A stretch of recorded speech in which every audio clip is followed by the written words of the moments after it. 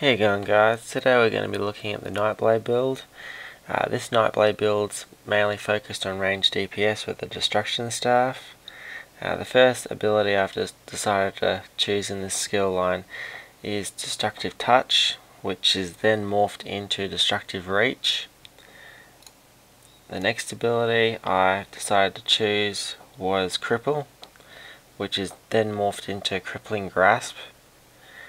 And then the next one we've got Strife, which is morphed into Swallow Soul. The next ability we have is Aspect of Terror, which is morphed into Mass Hysteria. The next ability we have is Shadow Cloak, which is morphed into Dark Cloak. And then for the ultimate is completely up to you guys, but I decided to morph Consuming Darkness into Veil of Blades, but another good option would be to get Soul Shred, then morph it into Soul Tether. Basically, the way this build works is it is similar to a Warlock from World of Warcraft because it's got lots of ranged CC, ranged dots, and it has a close combat fear, so if they get close to you, you can fear them away.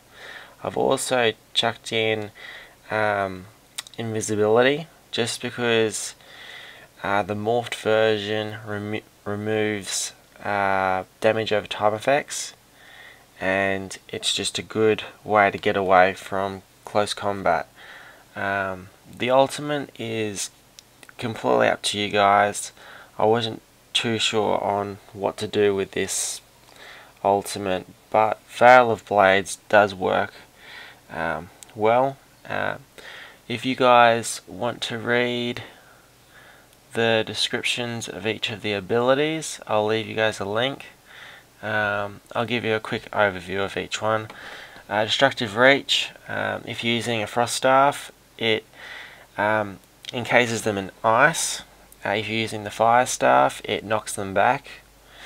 Crippling Grasp, it siphons their movement speed, so it cripples them and gives you the movement speed while doing damage over the time. And I believe this is morphed so it stuns instead of it immobilizes on the damage. So the morph from this immobilizes them as soon as you do this, which means it's more of a gap closer. The next ability is basically just like a dot which heals you. You receive extra healing is what the morph does. Mass Hindrance is a close combat fear. The morph of this snares them and reduces the damage taken from the target. The next ability is Dark Cloak, which basically just turns you invisible.